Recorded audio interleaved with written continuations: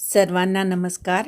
आज लक्ष्मीपूजनाचं औचित्य साधून आपण सप्तशतीतल्या चंडी कवचाचा अर्थ बघणार आहोत. सप्तशतीमध्ये एकूण 13 अध्याय आहेत आणि त्या 13 अध्यायांच्या पूर्वी 3 स्तोत्र म्हटली जातात. त्यापैकी पहिलं स्तोत्र म्हणजे देवीचं कवच आहे. त्या देवी कवचामध्ये चंडिकेला तिने आपल्या संपूर्ण शरीराचं रक्षण करावं अशी विनंती आपण करतो आणि तेच आज आपण बघणार आहोत. अथ चंडी कवचम म्हणजे चंडी कवचाची सुरुवात होतीये. श्री गणेशाय नमः म्हणजे गणेशाला नमस्कार. श्री सरस्वत्यै नमः म्हणजे श्री सरस्वतीला नमस्कार. श्री गुरुभ्यो नमः श्री गुरूंना नमस्कार. श्री कुलदेवतायै नमः म्हणजे कुलदेवतेला नमस्कार. अविघ्नमस्तु म्हणजे सर्व कार्य विघ्नरहित पार पडू दे.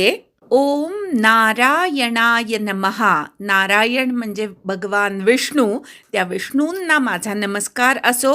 ओम नराय नरोत्तमाय नमः नरांमधला उत्तम नर असलेला अर्जुन किंवा व्यास या दोघांनाही नमस्कार करायचा, कारण व्यासांनी अनेक पुराणं वेद लिहिले म्हणून व्यासांनाही नमन केलेलं आहे इथे. ओम सरस्वती देव्यै नमः विद्येची देवता असलेली सरस्वती, त्या देवीला माझा नमस्कार असो. ओम वेदव्यासाय नमः आत्ताच आपण बघितलं की व्यास हे सर्व वाङ्मयाचे आदिकर्ते मानले जातात आणि त्यामुळे कुठल्याही वाङ्मयाचा अभ्यास करताना वेदव्यासांना नमस्कार केला जातो. तसा आपण करत आहोत. यानंतर चंडी कवचाचे ऋषी कोण आहे ते सांगितलेले आहे. अस्य म्हणजे सुरुवात, श्री चंडी कवचस्य म्हणजे चंडी कवचाचे. ब्रह्मा ऋषी ब्रह्मदेव हे ऋषी आहेत. अनुष्टुप हा छंद आहे. चामुंडा देवता आहे. अंगन्यासोक्त मातरो बीजम अंगन्यास करताना ज्या मातृका आहेत ते ह्याचं बीज आहे. दिग्बंध देवतास्तत्वम 10 दिशांना असणाऱ्या देवता म्हणजेच दिग्बंध देवता हे या स्तोत्राचं तत्व आहे. श्री जगदंबा प्रीत्यर्थे सप्तशती पाठांग जपे विनियोगः श्री जगदंबा प्रसन्न व्हावी म्हणून, तिने भक्ताला प्रेम द्यावं म्हणून सप्तशतीच्या पाठाचं अंग म्हणून याचा उपयोग सांगितलेला आहे. ओम नमश्चंडिकायै चंडिकेला माझा नमस्कार असो. ओम मार्कंडेय उवाच कुठलंही सत्कार्य सुरू करताना प्रथम आपण ओम म्हणतो. त्यानंतर मार्कंडेय ऋषींनी विचारलं. उवाच म्हणजे बोलले. ओम यद गुह्यम परमल्लोके यद म्हणजे जे, गुह्य म्हणजे गुप्त असं, परम म्हणजे श्रेष्ठ, लोके म्हणजे या लोकी, सर्व रक्षा करनृणाम सर्व मनुष्यांची रक्षा करणार, यन्न कस्यचिदाख्यातन जे कुणालाही सांगितलेलं नाही. यन म्हणजे जे, न म्हणजे नाही, कस्यचित म्हणजे कोणालाही, आख्यातन म्हणजे सांगितलेलं नाही, तन म्हणजे ते, मे म्हणजे मला, ब्रूही म्हणजे सांगा, पितामह म्हणजे हे पितामह ब्रह्मदेवा. या श्लोकाचा सरळ अर्थ असा आहे की मार्कंडेय ऋषी ब्रह्मदेवाला विचारतात की जे अत्यंत गोपनीय आहे, परमश्रेष्ठ आहे आणि सर्व मनुष्यांची रक्षा करणारं आहे, पूर्वी जे कुणालाही तुम्ही सांगितलेलं नाही असं जे काही आहे ते मला सांगा. अशी साधना किंवा अशा देवतेचं स्तोत्र तुम्ही मला सांगा. ब्रह्मोवाच ब्रह्मदेव म्हणाले. अस्ति गुह्यतमौ विप्र सर्वभूतोपकारकम हे विप्रा सर्व भूतमात्रांवर उपकार करणारं गुह्यतम म्हणजे अत्यंत गोपनीय असं एक स्तोत्र आहे. अस्ति म्हणजे आहे. कुठलं स्तोत्र आहे ते? देव्यास्तु कवचम पुण्यं. देवीचं कवच जे पुण्यकारक आहे ते गुह्यतम स्तोत्र आहे आणि सर्व भूतांवर उपकार करणारं ते गुह्यतम स्तोत्र आहे. तच्छृणुष्व, ते तू माझ्याकडनं ऐक. हे महामुने, मार्कंडेय ऋषींना ब्रह्मदेव म्हणतात की हे महामुने, अत्यंत गोपनीय असं सर्व भूतांवर उपकार करणारं देवीचं कवच आहे जे अत्यंत पुण्यकारक आहे, ते तुम्ही माझ्याकडून ऐका. आता ब्रह्मदेव सांगतायत की देवीच्या एकूण 9 मूर्ती आहेत आणि त्या नवदुर्गा म्हणून प्रसिद्ध झालेल्या आहेत. त्यापैकी प्रथमम शैलपुत्री इति. देवीचं पहिलं नाव शैलपुत्री हे आहे. शैल म्हणजे पर्वत, हिमालय पर्वताची कन्या म्हणून तिला शैलपुत्री असं नाव दिलेलं आहे. गिरिराज हिमालयाची मुलगी पार्वती देवी आहे. हिमालयाने केलेले तप आणि त्याच्या प्रार्थनेवर प्रसन्न होऊन ती त्याची मुलगी म्हणून प्रकट झाली असं पुराणांमध्ये प्रसिद्ध आहे. म्हणून तिला शैलपुत्री हे पहिलं नाव दिलं गेलेलं आहे. द्वितीयम ब्रह्मचारिणी. देवीचं दुसरं नाव ब्रह्मचारिणी आहे. ब्रह्मचरयितुं शीलं यस्यास सा. ब्रह्मचारिणी, सच्चिदानंदमय ब्रह्मस्वरूपाची प्राप्ती करणे हा जिचा स्वभाव आहे ती ब्रह्मचारिणी होय. अशा प्रकारे ब्रह्मचारिणी हे दुसरं नाव आहे. तृतीये चंद्रघंटेति कूष्मांडेति चतुर्थकम. देवीचं तिसरं नाव आहे चंद्रघंटा. चंद्रहा घंटायाम यस्यास सा. आल्हाददायक चंद्रमा जिच्या घंटेमध्ये आहे ती चंद्रघंटा या नावाने प्रसिद्ध असलेली तिसरी देवी आहे. तर चौथ्या देवीचं नाव आहे कूष्मांडा. कुत्सितः ऊष्मा कूष्मा त्रिविधतापयुक्तः संसारः स अंडे मासपेश्यामुदरूपायां यस्याः सा कूष्मांडा. म्हणजेच त्रिविध तापयुक्त संसार जिच्या उदरामध्ये स्थित आहे ती भगवती कूष्मांडा म्हणून ओळखली जाते. अधिभौतिक, अधिदैविक आणि आध्यात्मिक असे 3 प्रकारचे ताप सांगितलेले आहेत आणि हा संसार ह्या त्रिविध तापांनी युक्त आहे. असा त्रिविध तापांनी युक्त असलेला संसार जिच्या गर्भामध्ये आहे ती कूष्मांडा देवता होय. पंचमं स्कंदमातेति षष्ठं कात्यायनीति च. देवीचं 5वं नाव आहे स्कंदमाता आणि 6वं नाव आहे कात्यायनी. 5व्या दुर्गेचं नाव स्कंदमाता आहे. त्याबद्दल छांदोग्य श्रुतीमध्ये भगवतीच्या शक्तीने उत्पन्न झालेल्या सनत कुमारांचे नाव स्कंद आहे आणि त्यांची माता म्हणून तिला स्कंदमाता असं नाव दिलेलं आहे किंवा ती स्कंदमाता ह्या नावाने प्रसिद्ध झालेली आहे. देवीच्या 6व्या रूपाचं नाव कात्यायनी असं आहे. देवांचे कार्य सिद्ध करण्यासाठी देवी महर्षी कात्यायन यांच्या आश्रमामध्ये प्रकट झाली. महर्षींनी तिला आपली मुलगी मानलं म्हणून ती कात्यायनी किंवा कात्यायन ऋषींची मुलगी ह्या नावाने प्रसिद्ध झाली. सप्तमं कालरात्रिश्च महागौरीति चाष्टमम. देवीचं 7वं नाव कालरात्री हे आहे आणि महागौरी हे तिचं 8वं नाव प्रसिद्ध आहे. सर्वांचा ग्रास घेणाऱ्या किंवा मारणाऱ्या कालाची जी रात्री म्हणजे विनाश करणारी म्हणून तिचं नाव कालरात्री हे आहे.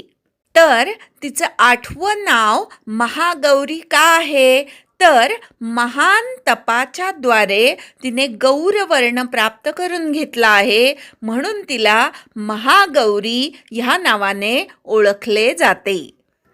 नवमं सिद्धिदात्री च नवदुर्गा प्रकीर्तिताः. देवीचं 9वं नाव सिद्धिदात्री आहे आणि अशा प्रकारे ह्या 9 दुर्गा प्रसिद्ध झालेल्या आहेत. 9व्या दुर्गेचं नाव सिद्धिदात्री आहे. त्याचं कारण सिद्धी म्हणजे मोक्ष देणारी, म्हणून तिचं नाव सिद्धिदात्री असं आहे. उक्तान्येतानि नामानि ब्रह्मणैव महात्मना. उक्तानि म्हणजे सांगितली, एतानि म्हणजे ही, नामानी म्हणजे नाव, ब्रह्मणा एव ब्रह्मदेवानेच, महात्मना महात्मा ब्रह्मदेवाने ही सर्व नावं सांगितलेली आहेत. ही सर्व नावं ब्रह्मदेवानी तर सांगितलीच, पण ब्रह्मणा याचा दुसरा अर्थ होतो की वेद भगवंतांनी सुद्धा हीच 9 नावं देवीची सांगितलेली आहेत. विविध संकटांमध्ये ही जर देवीची नावं म्हटली तर ते संकट दूर होतं, भय शोक हाही दूर होतो. त्याबद्दल पुढच्या श्लोकांमध्ये सांगितलेलं आहे. अग्निना दह्यमानस्तु शत्रुमध्ये गतोरणे. अग्निना म्हणजे अग्नीच्या द्वारे, दह्यमानः म्हणजे जळणारा, शत्रुमध्ये म्हणजे शत्रूच्या मध्ये, गतः रणे रणांगणावर गेल्यावर शत्रूच्या मध्ये अडकलेला किंवा चहूबाजूंनी अग्नी लागलेला असा असताना, विषमे दुर्गमे चैव भयार्ता शरणंगताः. विषमे म्हणजे संकटकाली, दुर्गमे म्हणजे जिथे जाणं कठीण आहे अशा दुर्गम भागामध्ये गेलं असताना, भयार्ताः म्हणजे भयाने अत्यंत आर्तता लागलेली असताना, शरणंगताः जो कुणी देवीला शरण जातो, न तेषाय जायते केचित अशुभम रणसंकटे. जो कुणी देवीला शरण जातो, तेषाय म्हणजे त्यांना, न जायते म्हणजे उत्पन्न होत नाही, अशुभम म्हणजे कुठल्याही प्रकारचं किंचित सुद्धा अशुभ तिथे उत्पन्न होत नाही. रणांगणाच्या संकटामध्ये सुद्धा जर देवीचं स्मरण केलं, देवीला शरण गेला, तर त्याच्या ठिकाणी म्हणजेच त्या रणांगणावर काहीही अशुभ घडत नाही. नापदन्तस्य पश्यामी. त्या भक्ताच्या ठिकाणी कुठल्याही प्रकारचं संकट मी पाहत नाही. शोक दुःख भयन नाही. त्या भक्ताला शोक दुःख किंवा भय प्राप्त होत नाही. अर्थातच ही देवीची 9 नावं जो कोणी शत्रूच्या मध्ये घेरलेला असताना, अग्नीमध्ये असताना, दुर्गम अशा भागामध्ये असताना, संकट आलेली असताना देवीला शरण जाऊन देवीच्या ह्या 9 नावांचा जो कोणी उच्चार करतो त्याला कुठल्याही अशुभाला तोंड द्यावं लागत नाही. त्याच्या सर्व आपदा नष्ट होतात. त्याचा शोक दुःख आणि भय पूर्णपणे नाहीसं होतं. पुढे ब्रह्मदेव म्हणतात, यैस्तु भक्त्या स्मृता नूनन तेषां सिद्धेः प्रजायते. यैही म्हणजे जो, तू म्हणजे परंतु, भक्त्या म्हणजे अत्यंत भक्तिपूर्वक, स्मृता म्हणजे तिचं स्मरण करतो, नूनम म्हणजे खरोखर, तेषां म्हणजे त्यांना, सिद्धी म्हणजे सिद्धी, प्रजायते म्हणजे त्यांच्या ठिकाणी सिद्धी उत्पन्न होतात किंवा त्यांना सिद्धी प्राप्त होतात. अर्थातच संकटात असताना देवीला शरण जाऊन तिचं स्मरण केलं तर संकट दूर होतात आणि स्वस्थ असताना किंवा कुठल्याही प्रकारचं संकट नसताना जर भक्तिपूर्वक देवीचं स्मरण केलं तर ती देवी तुम्हाला मुक्त करते आणि सिद्धी पण प्राप्त करून देते. सिद्धी प्राप्त होणे म्हणजे सर्व प्रकारे त्या भक्ताची भरभराट होते किंवा अभ्युदय होतो.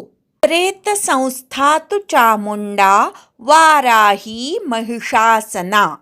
प्रेत संस्था म्हणजे प्रेतावर आरूढ झालेली, तू म्हणजे परंतु, चामुंडा चामुंडा देवी प्रेतावर आरूढ झालेली आहे. आणि वाराही देवी महिषासना, महिष म्हणजे रेडा, रेड्यावर बसलेली जी देवी आहे ती वाराही देवी आहे. ऐंद्री गजसमारूढा वैष्णवी गरुडासना.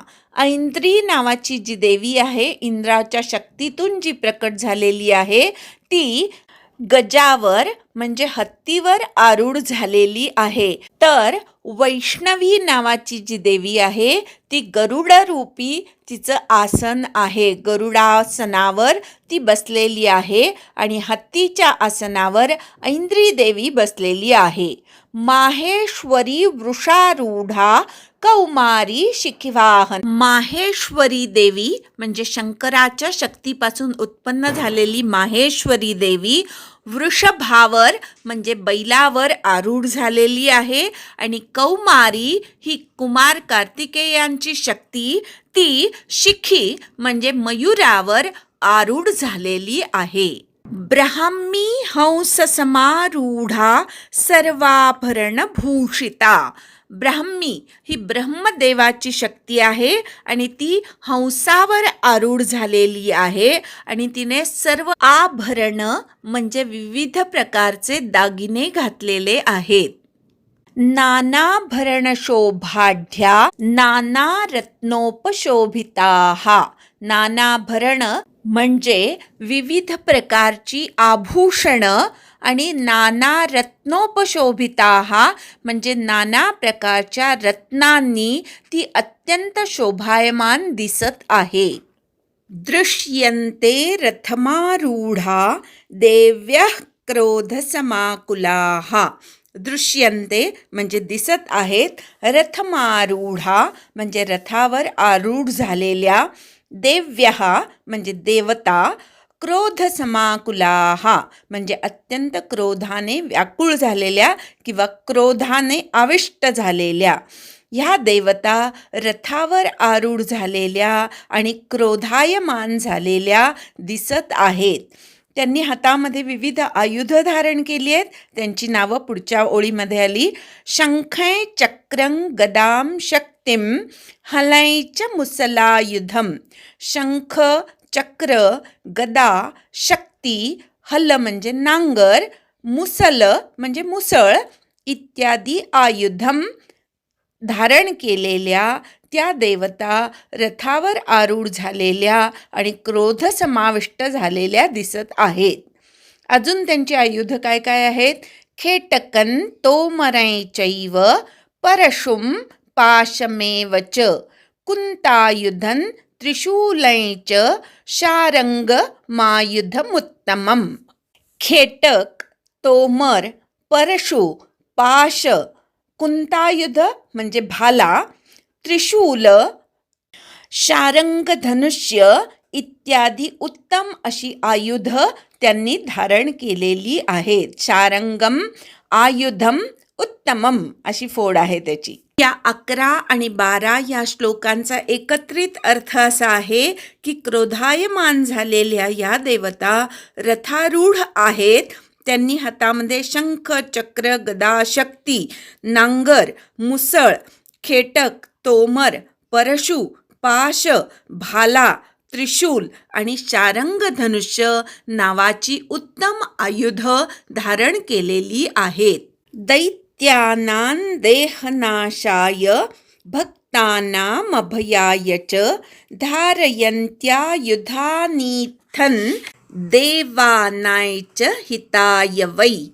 याचा अर्थ आहे दैत्यानां म्हणजे दैत्यांच्या, देहनाशाय म्हणजे देहाचा नाश करण्यासाठी आणि भक्तानां अभयाय च म्हणजे भक्तांना अभय देण्यासाठी, धारयन्ती म्हणजे धारण करतात, आयुधानी म्हणजे आयुधांना किंवा शस्त्रास्त्रांना, इत्थन म्हणजे अशा प्रकारच्या शस्त्रास्त्रांना, देवानायच म्हणजे देवांच्या, हिताय म्हणजे हितासाठी, वै म्हणजे खरोखर. या वाक्याचा सरळ अर्थ असा आहे की देवींनी ही जी उत्तम उत्तम शस्त्रास्त्र धारण केलेली आहेत ती दैत्यांना मारण्यासाठी किंवा दैत्यांच्या देहाचा नाश करण्यासाठी, त्याचबरोबर भक्तांना अभय देण्यासाठी आणि देवतांच्या कल्याणासाठी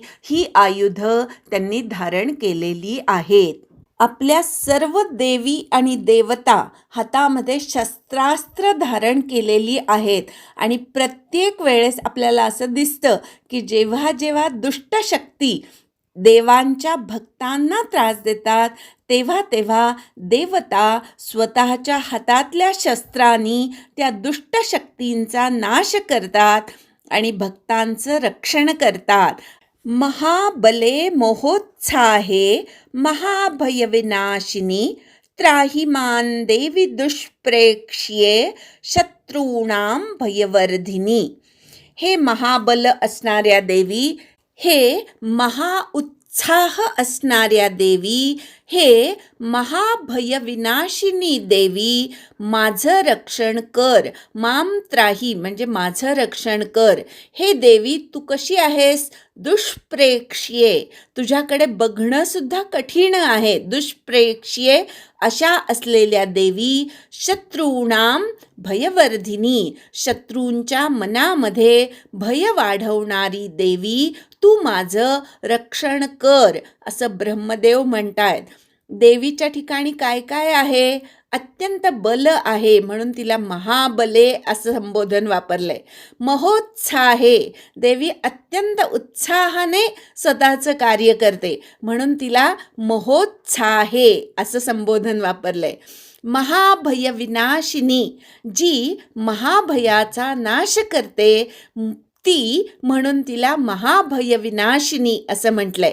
आणि दुष्प्रेक्ष्ये, हे दुष्प्रेक्ष्ये म्हणजे हे देवी, तुझ्याकडे बघणं सुद्धा अत्यंत कठीण झालेलं आहे. तू कशी आहेस? तर शत्रूणाम भयवर्धिनी, शत्रूच्या मनामध्ये भय निर्माण करणारी किंवा असलेलं भय वाढवणारी अशी तू आहेस. माम त्राही, माझं रक्षण कर. त्राही म्हणजे रक्षण कर. प्राच्यां रक्षतु मामैन्द्री अग्नेयामग्निदेवता दक्षिणेव तु वाराही नैऋत्यां खड्गधारिणी. प्राच्यां म्हणजे पूर्व दिशेकडून, रक्षतु म्हणजे रक्षण करू दे, माम म्हणजे माझं, ऐंद्री म्हणजे ऐंद्री देवी, माझं पूर्व दिशेकडून रक्षण करू दे.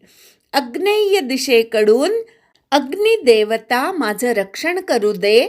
दक्षिणे म्हणजे दक्षिण दिशेकडून अवतु, अवतु म्हणजे रक्षण करणे. वाराही, वाराही देवी, माझं दक्षिण दिशेकडून रक्षण करू दे. नैऋत्यां खड्गधारिणी म्हणजे नैऋत्य दिशेकडून खड्गधारिणी देवी, माम अवतु म्हणजे माझं रक्षण करू दे.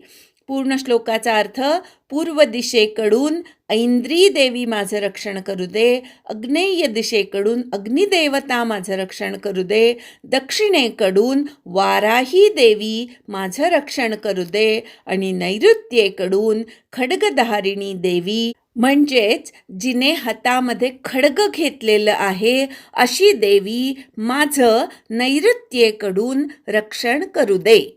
प्रतीच्यां वारुणी रक्षेद वायव्यां मृगवाहिनी उदीच्यां रक्षकौबेरी ईशान्यां शूलधारिणी.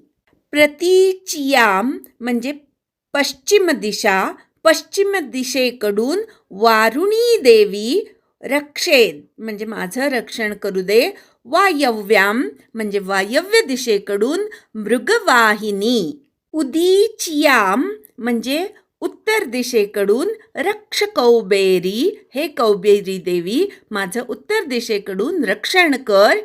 ईशान्यां म्हणजे ईशान्य दिशेकडून शूलधारिणी, शूलधारिणी देवी माझं ईशान्य दिशेकडून रक्षण करू दे.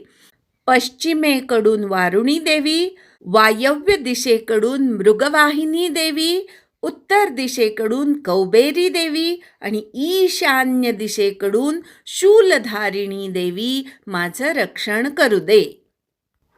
ऊर्ध्वं ब्रह्माणि मे रक्षेदधस्ताद्वैष्णवी तथा एवं दश दिशो रक्षेच्चामुण्डा शववाहना. ऊर्ध्व दिशा म्हणजे वरची दिशा, त्या वरच्या दिशेकडून ब्रह्माणी देवी मे रक्षेत म्हणजे माझं रक्षण करू दे. अधस्ताद म्हणजे खालून, वैष्णवी तथा वैष्णवी देवी माझं खालच्या दिशेनी रक्षण करू दे. एवं म्हणजे अशा प्रकारे दश दिशो रक्षेत, अशा प्रकारे 10ही दिशांकडून माझं रक्षण करू देत.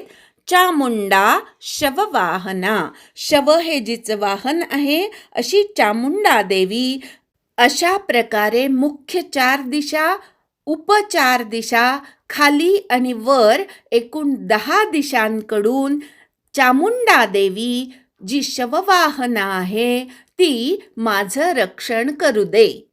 जया मे अग्रतस्थातु विजयास्थातु पृष्ठतः अजिता वामपार्श्वे तु दक्षिणे चापराजिता. जया देवी माझ्या पुढे, अग्रतः म्हणजे पुढे, स्थातु म्हणजे उभी असू दे, विजया देवी स्थातु पृष्ठतः, स्थातु म्हणजे उभी असू दे, पृष्ठतः म्हणजे पाठीमागे. जया देवी माझ्या पुढे माझ्या रक्षणासाठी उभी असू दे आणि विजया देवी माझ्या पाठीमागे, पाठीमागून माझं रक्षण करण्यासाठी उभी असू दे. अजिता देवी जी आहे ती वाम पार्श्वे, वाम म्हणजे डावा भाग, पार्श्वे म्हणजे डाव्या भागाला, तू दक्षिणे च अपराजिता, अपराजिता देवी माझं उजव्या बाजूने रक्षण करू दे. अर्थातच माझ्या पुढून जया देवी माझ्या रक्षणासाठी उभी राहू दे, विजया देवी माझ्या पाठीमागे माझ्या रक्षणासाठी उभी राहू दे, अजिता देवी माझ्या डाव्या भागाला असू दे आणि अपराजिता देवी माझ्या उजव्या हाताला असू दे.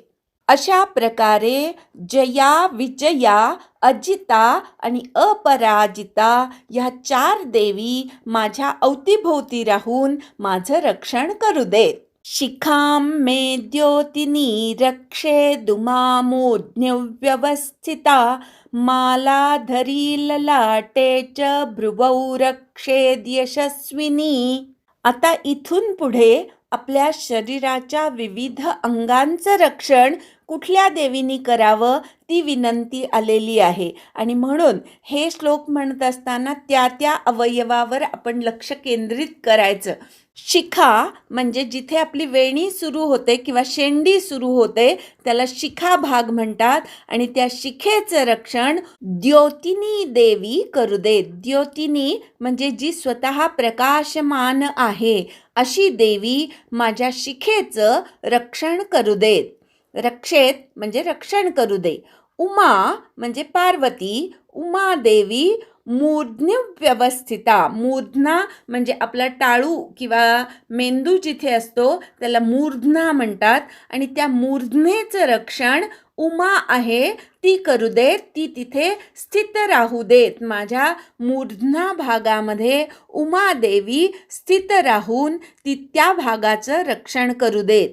मालाधरी देवी म्हणजे जिने माळा गळ्यात घातलेली आहे अशी मालाधरी देवी माझ्या ललाटाचं म्हणजे कपाळाचं रक्षण करू दे. कपाळ हा फार महत्त्वाचा भाग असतो.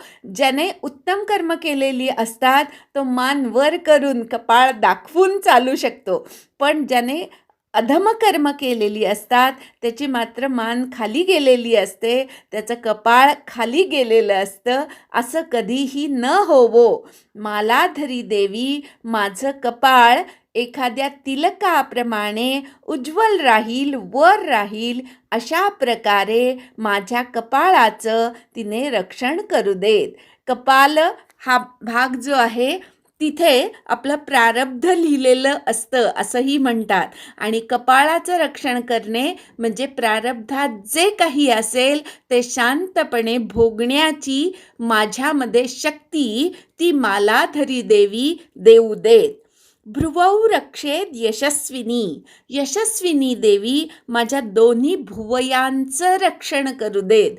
भुवया हे सौंदर्याचं लक्षण मानलं जातं आणि जीवनामध्ये जे काही सुंदर आहे त्या सर्व सुंदर गोष्टींचं रक्षण यशस्विनी देवी करू दे. आता इथे भ्रुवौ 2 मात्रा आहेत, त्या तशाच म्हटल्या पाहिजेत. भ्रुवौ म्हणजे 2 भुवया, त्यामुळे दोन्ही भुवयांचं रक्षण यशस्विनी देवी करू दे. त्रिनेत्राच भ्रुवोर्मध्ये यमघंटाच नासिके शंखिनी चक्षुषोर्मध्ये श्रोत्रयोर्द्वारवासिनी. त्रिनेत्रा देवी माझ्या दोन्ही भुवयांच्या मधल्या भागाचं, जिथे आपलं आज्ञाचक्र असतं त्या आज्ञाचक्राच्या भागाचं रक्षण करू दे. यमघंटा देवी माझ्या नासिकेचं रक्षण करू देत. शंखिनी देवी चक्षुषोहो मध्ये, चक्षु म्हणजे डोळे, डोळ्यांचा मधला भाग जो आहे जिथे नाक संपतं आणि भुवया सुरू होतात, तो जी मधली पोकळी आहे त्या पोकळीचं रक्षण शंखिनी देवी करू देत.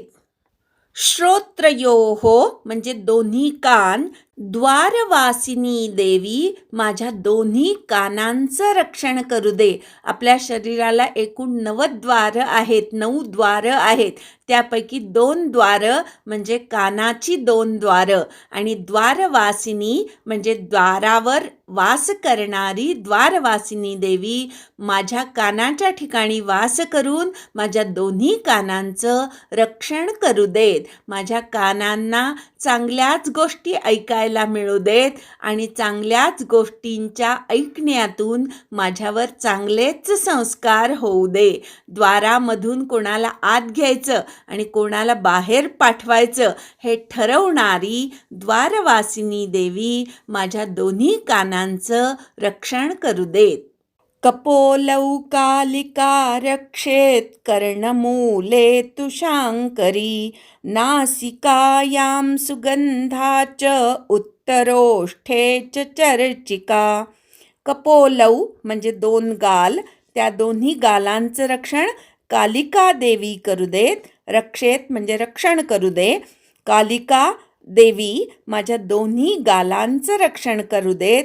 कर्णमूले तुषांकरी म्हणजे आपल्या कानाचं मूळ जो भाग आहे, जिथे कान, बाह्य कान जिथे चिकटलेले असतात, तो आतला कान, त्या कर्णमूलाचं रक्षण शांकरी देवी करू देत.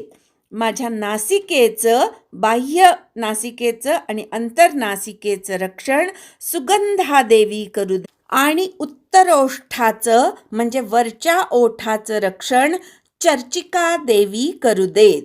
अधरे चामृतकला जिह्वायां च सरस्वती दंतान रक्षतु कौमारी कंठमध्ये तु चंडिका. अधरे म्हणजे खालच्या ओठाच्या ठिकाणी. च अमृतकला, अमृतकला देवी माझ्या खालच्या ओठाच्या ठिकाणी स्थित राहून माझ्या खालच्या ओठाचं रक्षण करू दे. आणि जिव्हेचं म्हणजे जिभेचं रक्षण सरस्वती देवी करू दे. आपण खूप वेळा असं म्हणतो की सरस्वती जिभेवर नांदत असते. त्या सरस्वतीचा उपयोग किंवा त्या जिभेचा उपयोग चांगलं बोलण्यासाठी होऊ दे, म्हणून माझ्या जिभेचं रक्षण सरस्वती देवी करू दे. माझ्या दातांचं रक्षण कौमारी देवी करू दे. आणि कंठमध्ये म्हणजे माझा कंठाचा जो मधला भाग आहे त्या कंठमध्याचं रक्षण चंडिका देवी करू दे. घंटिकाय चित्रघंटाच महामायाच तालुके कामाक्षी चिबुकम रक्षेद वाचम्मे सर्वमंगला. घंटिकाय म्हणजे माझ्या स्वरयंत्राचं रक्षण चित्रघंटा देवी करू दे. आणि महामाया देवी माझ्या टाळूचं रक्षण करू दे. जीभ जिथे वरती टेकते त्या भागाला टाळू म्हणतात आणि त्या टाळूचं रक्षण महामाया देवी करू दे. कामाक्षी देवी माझ्या हनुवटीचं रक्षण करू दे. चिबुकम म्हणजे हनुवटी, रक्षेत म्हणजे रक्षण करू दे. वाचम म्हणजे माझ्या वाणीचं रक्षण, सर्व मंगला मे म्हणजे माझ्या वाणीचं रक्षण सर्व मंगला देवी करू दे. माझ्या स्वरयंत्राचं रक्षण चित्रघंटा देवी करू दे. माझ्या टाळूचं रक्षण महामाया देवी करू दे. कामाक्षी देवी माझ्या हनुवटीचं रक्षण करू देत. आणि सर्व मंगला देवी माझ्या वाचेचं रक्षण करू दे, माझ्या वाणीचं रक्षण करू दे. ग्रीवायां भद्रकाली च पृष्ठमंशे धनुर्धरी नीलग्रीवा बहिःकंठे नलिकान नलकूबरी. ग्रीवा म्हणजे मान, बाह्य जी दिसते ती पूर्ण मान, त्या मानेचं रक्षण भद्रकाली देवी करू दे. पृष्ठवंशे म्हणजे पाठीच्या ठिकाणी धनुर्धरी देवी माझ्या पाठीचं रक्षण करू दे. जिने धनुष्य हातात धारण केलेला आहे. धनुष्य धारण करण्यासाठी पाठीमध्ये ताकद असावी लागते, म्हणून माझ्या पाठीच्या भागाचं रक्षण धनुर्धरी देवी करू दे. नीलग्रीवा देवी माझ्या बाह्य कंठाचं रक्षण करू दे. आणि नलकूबरी देवी माझ्या आतल्या नलिकांचं, श्वासनलिका, अन्ननलिका या नलिकांचं रक्षण करू दे. खड्गधारिण्युभौ स्कंधौ बाहू मे वज्रधारिणी हस्तयोर्दंडिनी रक्षेदंबिका चांगुलीस्तथा. खड्गधारिणी देवी उभौ स्कंधौ म्हणजे दोन्हीही खांद्यांचं, उभौ म्हणजे दोन आणि स्कंधौ म्हणजे खांदे, दोन्ही खांद्यांचं रक्षण खड्गधारिणी देवी करू देत. आणि माझ्या बाहूचं म्हणजे खांद्यापासून हातापर्यंत, तळ हातापर्यंतचा जो पूर्ण हात आहे त्याला बाहू म्हणतात. त्या बाहूचं रक्षण वज्र जिने हातात घेतलेलं आहे अशी वज्रधारिणी देवी माझ्या पूर्ण हाताचं रक्षण करू दे.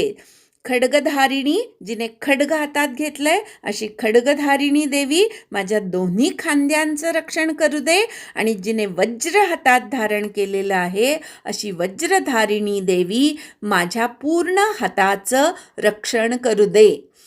हस्तयोर, हस्त म्हणजे पूर्ण तळहात आपला, त्या तळहाताचं रक्षण दंडिनी जिने दंड धारण केलेला आहे त्या दंडिनी देवीने माझ्या दोन्ही हातांचं रक्षण करावं. आणि अंबिका देवी माझ्या बोटांचं, माझ्या हाताच्या बोटांचं रक्षण अंबिका देवी करू दे. दोन्ही खांद्यांचं रक्षण खड्गधारिणी देवी करू दे. दोन्ही हातांचं रक्षण वज्रधारिणी देवी करू दे. दोन्ही तळ हातांचं रक्षण दंडिनी देवी करू दे. आणि अंबिका देवी माझ्या हाताच्या बोटांचं रक्षण करू दे. नखाय छूलेश्वरी रक्षेत कुक्षौ रक्षेन नलेश्वरी स्तनौ रक्षेन महालक्ष्मीर मनश्चोक विनाशिनी. नखान म्हणजे नखांचं, शूलेश्वरी म्हणजे त्रिशूळ जिने हातात धारण केलेलं आहे अशी शूलेश्वरी देवी माझ्या सर्व बोटांच्या नखांचं रक्षण करू देत.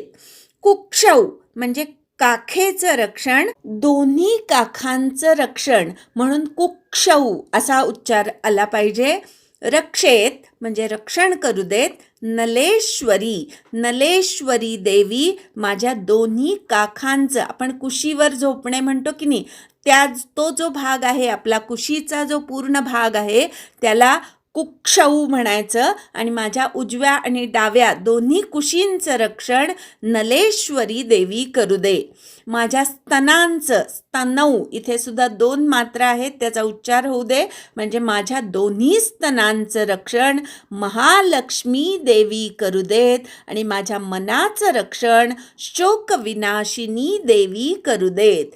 नखांचं रक्षण शूलेश्वरी करू देत. माझ्या दोन्ही काखांचं रक्षण किंवा माझ्या दोन्ही कुशीचं रक्षण नलेश्वरी देवी करू दे, माझ्या दोन्ही स्तनांचं रक्षण महालक्ष्मी देवी करू दे, आणि माझ्या मनाचं रक्षण शोकविनाशिनी देवी करू दे. माझ्या मनाला कधीही शोकग्रस्तता न येऊ दे, म्हणून जी स्वतः शोकविनाश करणारी आहे, शोकाचा पूर्ण नाश करणारी आहे, अशी शोकविनाशिनी देवी माझ्या मनाचं रक्षण करू दे. स्त्रीचं सौंदर्य तिच्या स्तनांच्या ठिकाणी असतं, आणि म्हणून अत्यंत सुंदर असलेली महालक्ष्मी देवी माझ्या दोन्ही स्तनांचं रक्षण करू दे. हृदयं ललिता देवी उदरं शूलधारिणी, नाभौ च कामिनी रक्षेत गुह्यं गुह्येश्वरी तथा.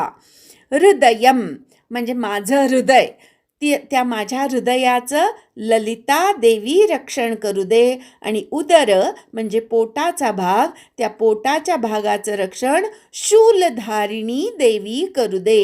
हृदयाचं लक्षण ललिता देवी, तर पोटाचं रक्षण शूलधारिणी म्हणजे जिने त्रिशूल हातात धारण केलेलं आहे, अशी त्रिशूलधारिणी देवी माझ्या पोटाचं रक्षण करू दे.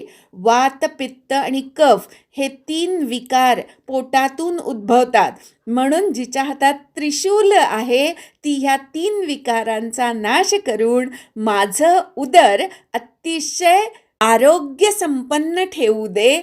अशा प्रकारे माझ्या हृदयाचं रक्षण ललिता देवी करू दे. ललिता देवी ही अत्यंत कोमल आणि सुंदर आहे, तसं माझं हृदय नेहमी कोमल राहू देत, त्याच्या ठिकाणी नेहमी सद्भावना उत्पन्न होऊ देत. त्यासाठी ललिता देवीने माझं हृदयाचं रक्षण करावं, आणि त्रिशूल धारण करणाऱ्या शूलधारिणी देवीने माझ्या पोटाचं रक्षण करावं. माझ्या नाभीचं रक्षण कामिनी देवी करू देत. नाभौ म्हणजे नाभी भागाचं रक्षण. नाभीचं महत्त्व असं आहे की आपल्या शरीरातल्या जेवढ्या म्हणून नाड्या आहेत त्या सगळ्या नाभीच्या ठिकाणी एकवटलेल्या असतात. त्यामुळे नाभीला जर तेल घातलं तर सगळ्या शरीरात ते तेल पोचतं, असं वैद्यकशास्त्रानुसार आहे. म्हणून जिथे नाभीच्या ठिकाणी आपला अहंकारसुद्धा एकवटलेला असतो, किंवा एखादी मोठी गोष्ट करायची असेल तर नाभीपासून जोर लावावा लागतो. अशा प्रकारे आपल्याला दिसताना नाभी काहीच करताना दिसत नाही, पण नाभीच्या ठिकाणी सगळं बळ, अहंकार एकवटलेला असतो, सर्व नाड्या एकवटलेल्या असतात. म्हणून नाभीचं रक्षण होणं अत्यंत आवश्यक आहे. नाभी या शब्दाचा अर्थ भीती नसणे, न भीती असा सुद्धा होतो. आणि भीती वाटली की आपण पोट आत घालून, पोटात पाय घालून झोपतो. त्याचाच द्योतक आहे की आपण नाभी लपवून ठेवतो, आणि जेव्हा आपल्याला भीती वाटत नाही तेव्हा आपली नाभी उन्नत असते किंवा दिसेल अशी असते. अशा प्रकारे दिसायला काहीही कार्य न करणारी नाभी, पण जिच्यामुळे अनेक महत्त्वाची कार्य होतात, अशी नाभी, त्या नाभीचं रक्षण कामिनी देवी करू दे. आणि गुह्याचं म्हणजे गुप्तांगांचं रक्षण गुह्येश्वरी देवी करू दे. गुप्त ठिकाणी राहणारी म्हणून तिला गुह्येश्वरी म्हणतात, आणि माझ्या देहातल्या सुद्धा गुप्त ठिकाणी तिने राहावं आणि माझ्या गुप्तांगांचं रक्षण करावं. अशा प्रकारे माझ्या हृदयाचं रक्षण ललिता देवी करू देत, माझ्या उदराचं म्हणजे पोटाचं रक्षण शूलधारिणी देवी करू दे, कामिनी देवी माझ्या नाभीचं रक्षण करू दे, आणि गुह्यांगांचं रक्षण गुह्येश्वरी देवी करू देत. कट्यां भगवती रक्षे जानुनी विंध्यवासिनी, भूतनाथा च मेढ्रं मे ऊरू महिषवाहिनी.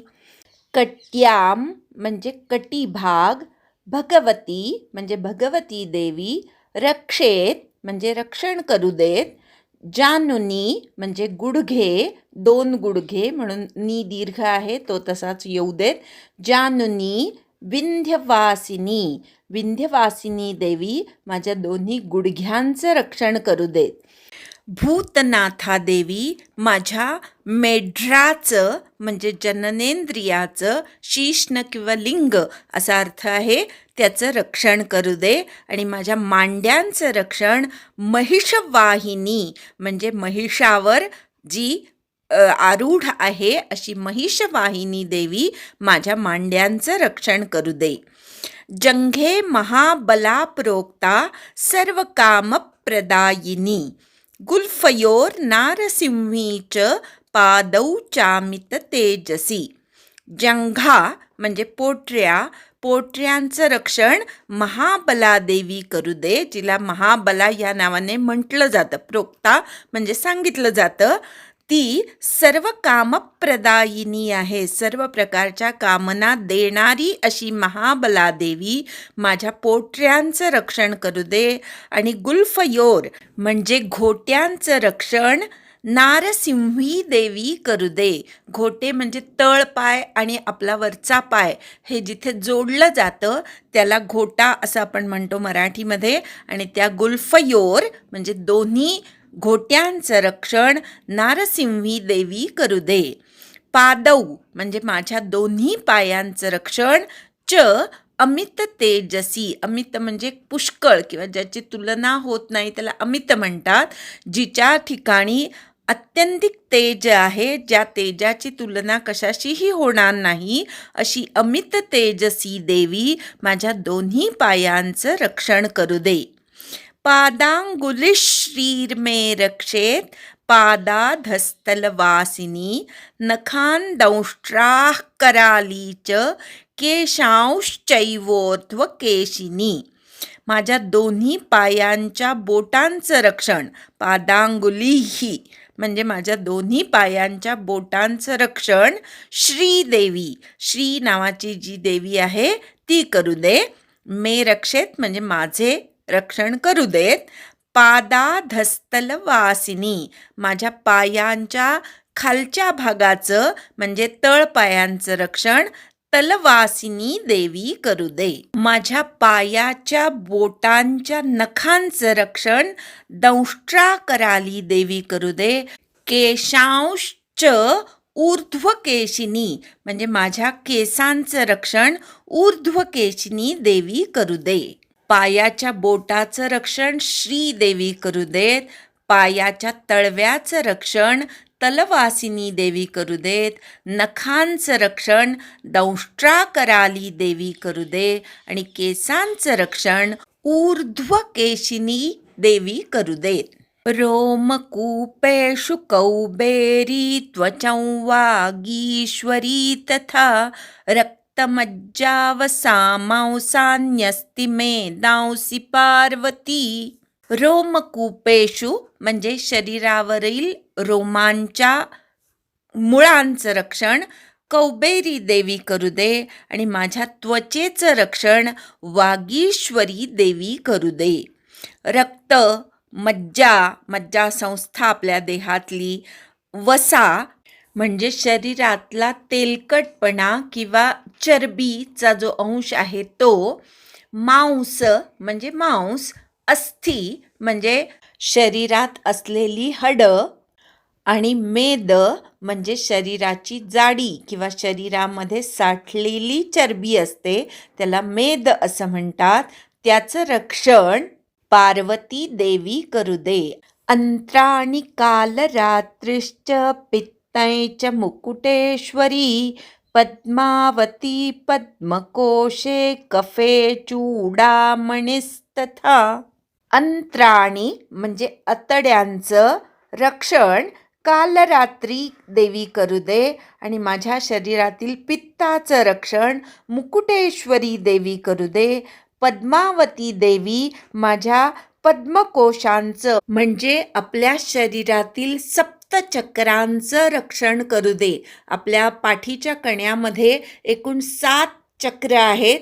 मूलाधार चक्र, स्वाधिष्ठान चक्र, नाभी चक्र, अनाहत चक्र, विशुद्ध चक्र, आज्ञा चक्र आणि सहस्रार चक्र. या सप्तचक्रांचं रक्षण पद्मावती देवी करू दे. त्याचप्रमाणे माझ्या शरीरातील कफाचं रक्षण, म्हणजे कफाची मात्रा वाढूही नये आणि कमीही होऊ नये, हे त्या कफाचं रक्षण झालं. आणि त्या कफाचं रक्षण कोण करू दे? तर चूडामणी देवी माझ्या कफाचं रक्षण करू देत. ज्वालामुखी नखज्वाला अभेद्या सर्वसन्धिषु शुक्रं ब्रह्माणि मे रक्षेच्छायां छत्रेश्वरी तथा. ज्वालामुखी देवी माझ्या नखातील तेजाचं रक्षण करू दे. तेजस्वी नख हे उत्तम आरोग्याचं लक्षण आहे आणि म्हणून माझ्या नखामध्ये जे तेज आहे त्या तेजाचं रक्षण ज्वालामुखी देवी करू दे. अभेद्या देवी म्हणजे जिचा कधीही कुणी भेद करू शकत नाही, अशी अभेद्या देवी माझ्या सर्व संधींचं रक्षण करू दे. 2 हाडं जिथे जोडली जातात त्याला संधी म्हणतात आणि अशा संधीच्या ठिकाणाचं रक्षण अभेद्या देवी करू दे. माझ्या शरीरातील शुक्र धातूचं म्हणजे वीर्याचं रक्षण ब्रह्माणी देवी करू दे. आणि माझ्या छायेचं रक्षण म्हणजेच माझ्या देह कांतीचं रक्षण, आपल्या शरीराची जी एक प्रकारची कांती असते, तेज असतं, त्या तेजाचं रक्षण छत्रेश्वरी देवी करू दे. अहंकारं मनोबुद्धिं रक्ष मे धर्मचारिणी प्राणापानौ तथा व्यानं समानोदानमेव च. माझ्यामधल्या अहंकाराचं, मनाचं आणि बुद्धीचं रक्षण धर्मचारिणी देवी करू दे. अर्थातच ती जशी धर्माचं आचरण करते त्याचप्रमाणे माझ्याकडून अहंकार, मन आणि बुद्धी हे धर्माचरणाच्या ठिकाणी एकाग्र असू देत. माझ्या प्राणापानाचं म्हणजे आत घेतलेला श्वास आणि बाहेर सोडलेला श्वास, त्याचप्रमाणे व्यान, समान, उदान मिळून पंचप्राणांचं रक्षणसुद्धा धर्मचारिणी देवी करू दे. म्हणजेच माझं मन, बुद्धी, अहंकार आणि पंचप्राण धर्माप्रमाणे वागू देत.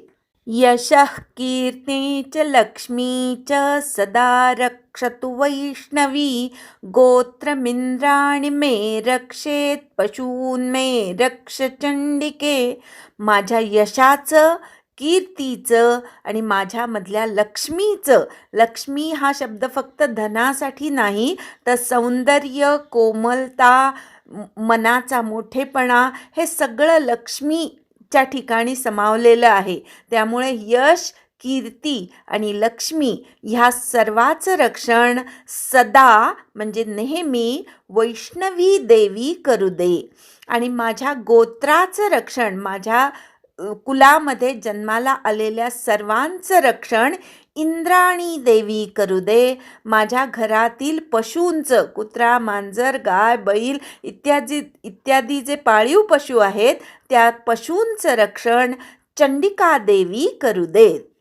पुत्रान् रक्षेन् महालक्ष्मीर्भार्यां रक्षतु भैरवी मार्गं क्षेमकरी रक्षेद् विजया सर्वतस्थिता. पुत्रान् माझ्या घरातील पुत्रांचं रक्षण महालक्ष्मी देवी करू दे आणि माझ्या भार्येचं रक्षण भैरवी देवी करू दे. तर क्षेमकरी देवी मार्गाचं रक्षण करू दे आणि विजया देवी सर्व ठिकाणी स्थित राहून माझं सर्व प्रकारे रक्षण करू दे. आता इथे भार्या हा शब्द आलाय. भार्या म्हणजे पत्नी, हे तुम्हाला माहिती आहे. पण ज्यांनी लग्नच नाही केलं त्यांच्यासाठी हा श्लोक कसा काय उपयोगी येणार, किंवा त्यांनी हा श्लोक म्हणू नये का? तर भार्या या शब्दाचा अर्थ खरं तर आपला देह हीच आपली पत्नी आहे. जेव्हा आपण जन्माला आलो तेव्हा आत्मा आणि कुडी ह्यांचं लग्न लागलं आणि त्यातून आपला संसार सुरू झालेला आहे. त्यामुळे भार्येचं रक्षण करण्यासाठी लग्नच झालेलं पाहिजे असं नाही, किंवा स्त्री असेल तर तिची कोण भार्या असा प्रश्न मनामध्ये आणू नका. भार्या या शब्दाचा अर्थ आपला देह, आत्मा आणि देह यांचं लग्न झालं. लग्न होणे म्हणजे एकत्रित येणे. देह आणि आत्मा जेव्हा एकत्र आला तेव्हापासून, जन्माला आल्यापासून आपला संसार चालू झालेला आहे. मग आपण इथे भैरवी देवीला विनंती करतो की माझ्या देहाचं रक्षण तू कर. रक्षाहीनं तु यत्स्थानौ वर्जितं कवचेन तु तत्सर्वं रक्ष मे देवी जयंती पापनाशिनी. या कवचामध्ये ज्याचा उल्लेख आलेला नाही अशी स्थानं, म्हणजेच रक्षाहीन जी स्थानं आहेत, ज्या स्थानांचा उल्लेख कवचामध्ये करायचा राहून गेलेला आहे, अशा स्थानी कुणी माझं रक्षण करावं? तर जयंती देवी, जी पापनाश करणारी आहे, अशा जयंतीने, पापनाशिनी देवीने माझं अशा रक्षणहीन स्थानाच्या ठिकाणी रक्षण करावे. पदमेकन्न गच्छेत्तु यदीच्छेच्छुभमात्मनः कवचेनावृतो नित्यं यत्र यत्राधिगच्छति. एक पदसुद्धा, पदमेकम, न गच्छेत, जाऊ नये, यदीच्छेत, यदी म्हणजे जर, इच्छा असेल, शुभमात्मनः स्वतःचं भलं व्हावं अशी जर इच्छा असेल तर हे कवच म्हटल्याशिवाय एक पाऊलसुद्धा टाकू नये. कवचेना वृतः म्हणजे कवचाचं आवरण स्वतःभोवती तयार करून, नित्य म्हणजे रोज, यत्र यत्र म्हणजे जिथे जिथे, अधिगच्छती म्हणजे जातो, त्याला काय प्राप्त होतं ते पुढच्या श्लोकात सांगितलंय. तत्र तत्रार्थ लाभश्च विजय सार्वकामिकः यं कामयते कामन तं प्राप्नोति निश्चितम्. नेहमी ह्या कवचाचं पठण करून जर एखादी व्यक्ती बाहेर पडली तर तो जिथे जिथे जाईल, तत्र तत्र म्हणजे जिथे जिथे, अर्थ लाभश्च त्याला अर्थलाभ होईल. अर्थ या शब्दाचा अर्थ त्याला जे हवं आहे ते. कुणाला धन हवं असतं त्याला आपण धनार्थी म्हणतो, विद्या हवी असते त्याला विद्यार्थी म्हणतो. त्याप्रमाणे तो ज्या कारणासाठी बाहेर पडलेला असेल तो अर्थलाभ त्याला होईल. तो जिथे जिथे जाईल तिथे त्याचा विजय होतो आणि त्याच्या सर्व कामना पूर्ण होतात. सार्वकामिकः म्हणजे सर्व कामना पूर्ण होतात. त्याच्या मनामध्ये जी जी कामना असेल, यम यम म्हणजे जी जी, कामयते म्हणजे कामना करेल, तं तं म्हणजे ती ती कामना, प्राप्नोति निश्चितम ती कामना त्याची निश्चितपणे पूर्ण होते. या दोन्ही श्लोकांचा मिळून अर्थ असा आहे की ज्याला स्वतःचं शुभ व्हावं असं वाटतं, कल्याण व्हावं असं वाटतं, त्याने रोज ह्या कवचाचं पठण करून मगच घराच्या बाहेर पाऊल टाकावं. आणि असा जो नित्य पठण करून बाहेर जातो तो जिथे जिथे जाईल तिथे तिथे त्याला अर्थलाभ होतो, त्याचा विजय होतो आणि त्याच्या सर्व कामना पूर्ण होतात. जी जी कामना त्याने केलेली असते ती ती शुभ कामना निश्चितपणे पूर्ण होते. परमैश्वर्यमतुलं प्राप्स्यते भूतले पुमान् निर्भयो जायते मर्त्यः संग्रामेष्वपराजितः. देवीच्या कृपेने त्याला परम ऐश्वर्य, परम म्हणजे श्रेष्ठ, श्रेष्ठ असं ऐश्वर्य प्राप्त होतं. अतुलनीय, ज्याची तुलना, ज्याच्या ऐश्वर्याची तुलना दुसऱ्या कुणाशीही करता येत नाही, अशा प्रकारचं ऐश्वर्य त्या भक्ताला प्राप्त होतं.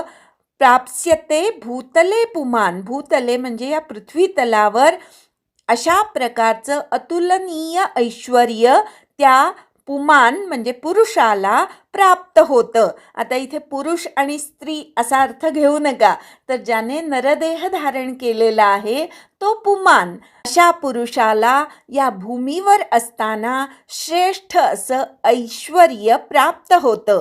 निर्भयो जायते मर्त्यः, म्हणजे मर्त्य मनुष्य निर्भय होऊन जातो, मृत्यूचं भयसुद्धा त्याला राहत नाही. संग्रामेषु म्हणजे रणांगणावर अपराजितः, तो अपराजित राहतो, त्याचा पराजय होत नाही.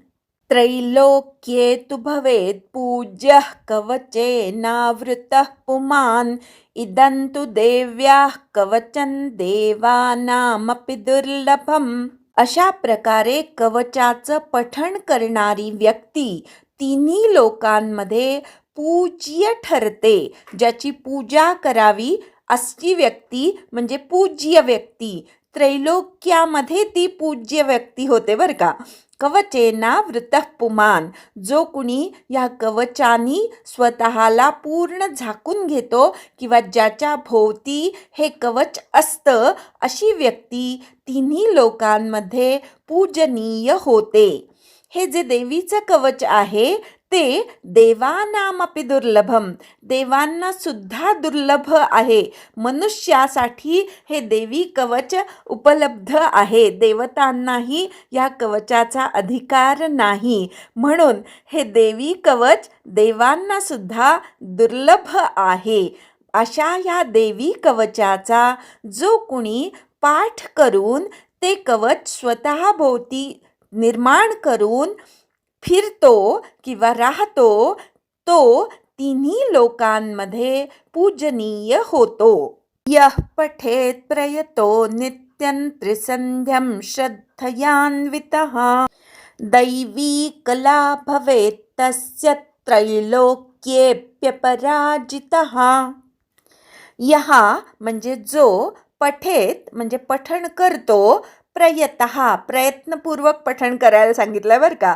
त्याचे अनुस्वार, त्यातली जोडाक्षरं ही नीटपणे लक्षात घेऊन जो प्रयत्नपूर्वक बिनचूक ह्या देवी कवचाचं श्रद्धयान्विता, अत्यंतिक श्रद्धेने जसं सांगितलेलं आहे तसंच घडणार ही श्रद्धा दृढ करून, नित्यम म्हणजे नेहमी आणि त्रिसंध्यम पठेत म्हणजेच पठण करावं. त्रिसंध्यम असं म्हटलंय म्हणजे दिवसातनं 3दा या स्तोत्राचं पठण करावं. पहिला संधिकाळ आहे तो सूर्योदयाच्या वेळचा संधिकाळ. दुसरा संधिकाळ आहे तो मध्यान्नीचा काळ, सूर्य जेव्हा डोक्यावर येतो तेव्हा दुसरा काळ आहे. आणि तिसरा काळ आहे सूर्यास्ताचा काळ. सूर्योदय, मध्यान्ह आणि सूर्यास्त हे 3 काळ संधिकाळ म्हणून ओळखले जातात. आणि ह्या 3 संधिकाळी जो कुणी ह्या देवी कवचाचं अत्यंत श्रद्धापूर्वक प्रयत्नपूर्वक पठण करतो, तो दैवी कलांनी युक्त होतो. दैवी कला भवेत् तस्य, तस्य म्हणजे त्याला दैवी कला प्राप्त होतात. दैवी कला याचा अर्थ दैवी गुण. गीतेमध्ये 16व्या अध्यायामध्ये पहिले 3 जे श्लोक आहेत ते दैवी संपत्तीचं वर्णन करणारे आहेत. एकूण 26 दैवी गुण आहेत. अभयम सत्व संशुद्धिर ज्ञानयोग व्यवस्थिती दानं दमश्च यज्ञश्च स्वाध्यायस तप आर्जवम, हे सगळे दैवी गुण आहेत. आणि हे दैवी गुण त्याच्या ठिकाणी उत्पन्न होतात किंवा असलेले दैवी गुण वाढीला लागतात. यालाच म्हणायचं दैवी कला भवेत तस्य. तस्य म्हणजे त्याच्या ठिकाणी दैवी कला उत्पन्न होतात किंवा वाढतात. अजून काय होतं, त्रैलोक्ये अपि अपराजितः, तिन्ही लोकांमध्ये तो पराजित होत नाही, त्याचा सगळीकडे विजय होतो. जीवेद वर्षशतं साग्रम अपमृत्युविवर्जितः, नश्यन्ति व्याधयः सर्वे लूता विस्फोटकादयः. जीवेत म्हणजे जिवंत राहील, वर्षशतम शतवर्षपर्यंत तो जिवंत राहील. वेदांनी असं सांगितलेलं आहे की माणसाने 100 वर्षपर्यंत आरोग्य पूर्ण जीवन जगण्याची इच्छा करावी आणि ही जी वेदांची शिकवण आहे ती पूर्ण होईल. 100 वर्षापर्यंत ती व्यक्ती जिवंत राहील, आरोग्यपूर्ण असं शरीर घेऊन. ताग्रम शतवर्षम जीवेत, म्हणजे अत्यंत समाधानी असं 100 वर्षाचं आयुष्य त्याला प्राप्त होईल. आणि काय होईल? अपमृत्यू वर्जितः. त्याला जर अपमृत्यू येणार असेल तर तो अपमृत्यूसुद्धा टळेल. अपमृत्यू याचा अर्थ आपल्या आयुर्मर्यादेपूर्वी मरण येणं, अपघाती मरण येणं किंवा अन्य कुठल्या कारणाने अकाळी मृत्यू येतो, त्याला अपमृत्यू म्हणतात. आणि असा अपमृत्यू त्याचा टळेल. विवर्जित म्हणजे अपमृत्यू शिवाय तो 100 वर्ष जगेल. श्रद्धेने कवचाचं पठण करणाऱ्याला अजून काय फळ मिळतं? नश्यन्ति व्याधया सर्वे. त्याच्या सर्व व्याधी नष्ट होऊन जातात. कुठल्या कुठल्या? लूता. लूत म्हणजे खरूज. विस्फोटक आदी म्हणजेच अंगावर उठलेले फोड इत्यादी सुद्धा बरे होऊन जातील, नष्ट होऊन जातील. स्थावरै जंगमौ वापि कृत्रिमै चापि यद्वृषम् आभिचाराणि सर्वाणि मंत्रयंत्राणि भूतले. स्थावर, जंगम किंवा कृत्रिम जे काही विष असेल किंवा आभिचार, मंत्रयंत्र ह्यांची जी काही बाधा असेल ती सुद्धा नष्ट होऊन जाईल. स्थावर विष कशाला म्हणतात? तर अफू, भांग, धोत्रा इत्यादी विषवल्लींमुळे जो विषप्रयोग होतो त्याला स्थावर विष म्हणतात.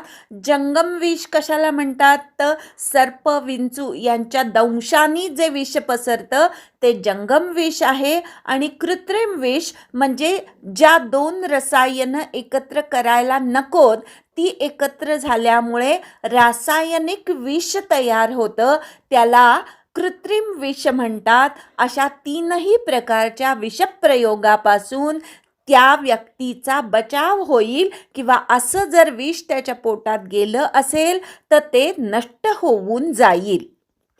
आभिचाराणि सर्वाणि म्हणजे सर्व प्रकारचे आभिचारिक प्रयोग. आभिचारिक प्रयोग काय आहेत? तर जादूटोणा, मरण, मोहन आणि नाशकारक असे जे काही प्रयोग केले जातात त्याला आभिचार म्हणतात. त्याचप्रमाणे एखादी वस्तू मंत्रवून दुसऱ्याचं वाईट व्हावं म्हणून ठेवलेली असते, एखादं यंत्र ठेवलेलं असतं, ते सुद्धा आभिचारिक प्रयोग आहेत. एखाद्या व्यक्तीच्या नाशासाठी किंवा त्याचं वाईट व्हावं ह्यासाठी जर दुसऱ्यांनी कुणी अशा प्रकारचे आभिचारिक प्रयोग केलेले असतील तर ते सुद्धा या कवचाच्या पठणाने नष्ट होऊन जातात. भूचराः खेचराश्चैव जलजाश्चोपदेशिकाः सहजाः कुलजा मालाश् शाकिनी डाकिनी तथा. विविध प्रकारचे रोगजंतू किंवा संकट जी भूमीवर असतात त्यांना भूचरा म्हणतात, म्हणजे भूमीवर चालणारे. खेचरा म्हणजे आकाशात संचार करणारे. जलजा म्हणजे पाण्यामध्ये राहून त्रास देणारे. च उपदेशिकाः म्हणजे उपदेश किंवा उपद्रव करणारे जीवजंतू. भूमीवर फिरणारे जीवजंतू, ढेकूण इत्यादी जे आहेत ते भूमीवर, मुंगी इत्यादी जे जीव आहेत ते आपल्याला भूमीवर फिरून त्रास देतात किंवा दंश करतात. त्याचप्रमाणे आकाशात उडणारे आपल्याला डास माहिती आहे की ते छोटे छोटे जीव असतात की जे तुम्हाला चावतात आणि त्यातून अनेक प्रकारची मधमाशी आहे ती सुद्धा चावली की खूप मोठी व्याधी निर्माण होते.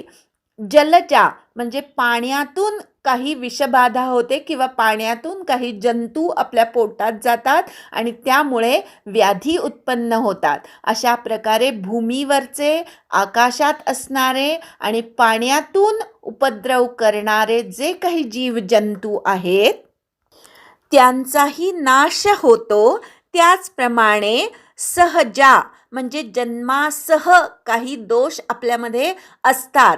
जन्माला आल्याबरोबर बाळाला कावीळ झालेली असते, तिला सहजा म्हणतात. जन्मासह जी व्याधी निर्माण होते ती.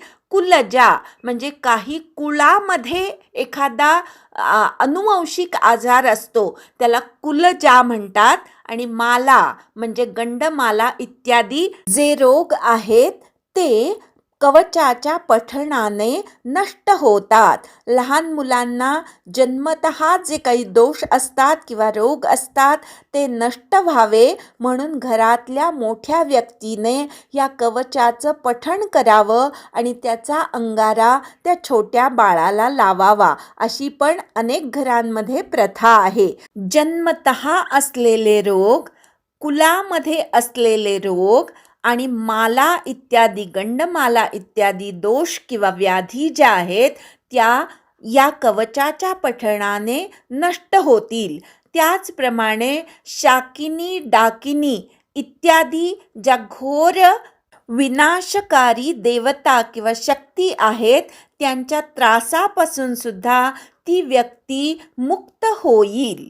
अंतरिक्षचरा घोरा डाकिन्यश्च महाबलाः ग्रहभूतपिशाचाश्च यक्षगन्धर्वराक्षसाः ब्रह्मराक्षसवेतालाः कूष्माण्डा भैरवादयः नश्यन्ति दर्शनात् तस्य कवचे हृदि संस्थिते.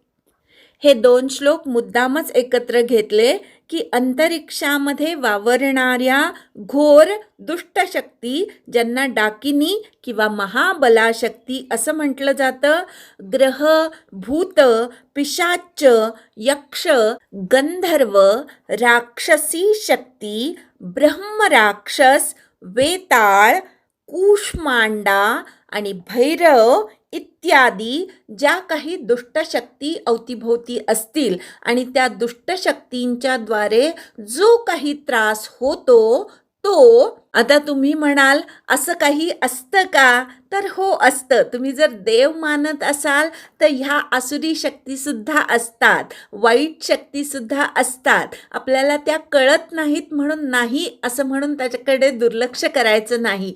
अशा ज्या काही वाईट शक्ती आहेत त्या वाईट शक्ती कशा नष्ट होतात? दर्शनात तस्य कवचे हृदि संस्थिते. ज्याने स्वतःच्या हृदयामध्ये ह्या कवचाला उत्तम स्थान दिलेलं आहे अशा व्यक्तीच्या नुसत्या दर्शनाने सुद्धा या दुष्टशक्ती नष्ट होऊन जातात. ती व्यक्ती तुमच्या अवतीभोवती जरी असली तरी सुद्धा या दुष्टशक्ती आपल्याला त्रास देत नाहीत. पण त्यासाठी कुठली व्यक्ती अवतीभोवती असली पाहिजे? तर कवचे हृदि संस्थिते, ज्याने कवचाला स्वतःच्या हृदयामध्ये एकवटून ठेवलेलं आहे किंवा हृदयापासून जो नित्य कवचाचा पाठ करत आहे अत्यंत श्रद्धेने, अशा व्यक्तीच्या नुसत्या दर्शनाने सुद्धा सर्व दुष्टशक्ती नष्ट होऊन जातात. मानोन्नतिर्भवेद्राज्ञस्तेजो वृद्धिकरं परं यशसा वर्धते सोऽपि कीर्तिमण्डितभूतले. राज्ञः म्हणजे राजा, त्या राजाने जर या कवचाचं पठण केलं तर त्याची मान आणि उन्नती भवेद म्हणजे त्याचा मान वाढतो आणि त्याची सर्व प्रकारे उन्नती होते, तो अत्यंत वृद्धिंगत होतो. एवढंच नव्हे तर त्या राजाचं यश वाढत जातं आणि कीर्तिमंडित, जोपर्यंत तो पृथ्वीचं राज्य करत आहे तोपर्यंत तो कीर्तीने मंडित म्हणजे कीर्तीने शोभित असा राहतो या भूतलावर. अर्थातच जो राजा ह्या कवचाचं नित्य पठण करतो त्या राजाचा मान वाढ, त्याचं तेज वृद्धिंगत होत राहतं, त्याचं यश वाढत राहतं आणि जोपर्यंत तो पृथ्वी तलावर आहे तोपर्यंत त्याची कीर्ती नेहमी पसरत राहते किंवा वाढत राहते. जपेत सप्तशती चंडीं कृत्वा तु कवचं पुरा यावत् भूमंडलं धत्ते सशैलवनकाननं. जपेत म्हणजे जप करावा, सप्तशती म्हणजे सप्तशतीचा, चंडीच्या, कृत्वा म्हणजे करून, तू म्हणजे परंतु, कवचं पुरा पूर्वी कवच. चंडी सप्तशतीच्या जपापूर्वी कवचाचा जप करून मग सप्तशतीचा पाठ करावा. असं जो कुणी करतो त्याला यावत भूमंडलं धत्ते, जोपर्यंत भूमंडल धारण करते, धत्ते म्हणजे धारण करते, सशैल वनकाननम. सशैल म्हणजे पर्वतांसह, वन आणि कानन म्हणजे आरण्य. जोपर्यंत पृथ्वी पर्वत, वन आणि आरण्य ह्यांना धारण करते, तावत् तिष्ठति मेदिन्यां संततिः पुत्रपौत्रिकी देहान्ते परमं स्थानं यत्सुरैरपि दुर्लभं प्राप्नोति पुरुषो नित्यं महामाया प्रसादतः. आपण 49व्या श्लोकामध्ये बघितलं की सप्तशतीचा पाठ कसा करावा, तर पूर्वी ह्या कवचाचा पाठ करावा, आधी ह्या कवचाचा पाठ करावा आणि मग नंतर सप्तशतीचा जो कुणी पाठ करेल त्या व्यक्तीला काय फल मिळतं, तर जोपर्यंत ही पृथ्वी पर्वत, वन आणि आरण्य यांना धारण करते, तावत म्हणजे तोपर्यंत, तिष्ठती म्हणजे राहते, मेदिन्याम म्हणजे पृथ्वीवर, संततीही म्हणजे संतती, पुत्रपौत्रिकी. जो कुणी कवचाचं पठण करून नंतर सप्तशतीचा पाठ करतो त्याची संतती, पुत्र पौत्र ह्या भूमंडळावर, या पृथ्वीवर तोपर्यंत नांदतात जोपर्यंत ही पृथ्वी, वन, कानन, पर्वत यांना धारण करत आहे. म्हणजे जोपर्यंत ही पृथ्वी आहे तोपर्यंत त्यांची संतती ह्या पृथ्वीवर नांदत राहते. देहांते म्हणजे मृत्यूनंतर त्या व्यक्तीला काय प्राप्त होतं, तर परमं स्थानम, जे यत् सुरैहि अपि दुर्लभम, जे देवतांना सुद्धा दुर्लभ आहे असं मोक्षस्थान त्या व्यक्तीला मृत्यूनंतर प्राप्त होतं. अर्थातच राजाची सर्व प्रकारे उन्नती होते आणि सामान्य लोकांनी सुद्धा सप्तशतीच्या पाठापूर्वी जर ह्या कवचाचं अत्यंत श्रद्धेने पठण केलं तर त्यांची पुत्र पौत्र ही संतती अखंड ह्या पृथ्वीवर नांदत राहते. मृत्यूनंतर देवांनाही दुर्लभ असं मोक्षस्थान त्या व्यक्तीला प्राप्त होतं. प्राप्नोती म्हणजे प्राप्त करून घेतो.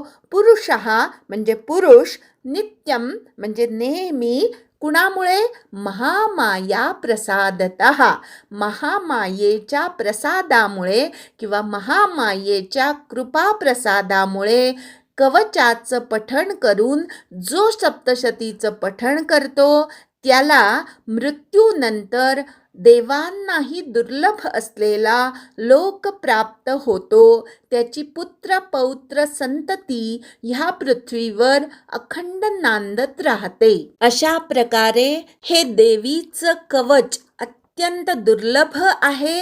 केवळ मनुष्यालाच त्याचा लाभ घेता येतो. म्हणून 3 वेळेला या कवचाचं पठण करावं, अत्यंत श्रद्धेने करावं. तुमच्या जीवनात जी जी संकटं असतील ती सर्व नष्ट होऊन जातील. जिवंत असतानाच सर्व प्रकारे ऐश्वर्याची वृद्धी होईल, सर्व व्याधी नष्ट होतील आणि मृत्यूनंतर श्रेष्ठ असं मुक्तिस्थान त्या पुरुषाला प्राप्त होईल. अशी फलश्रुती ह्या कवचाची सांगितलेली आहे. हे कवच कुठे आलेलं आहे तर वाराह पुराणे हरिहर ब्रह्म विरचितन देव्या कवचम. वाराह पुराणामध्ये हरी आणि हर म्हणजे विष्णू आणि शंकर यांनी विशेषत्वानी हे देवीचं कवच रचलेलं आहे.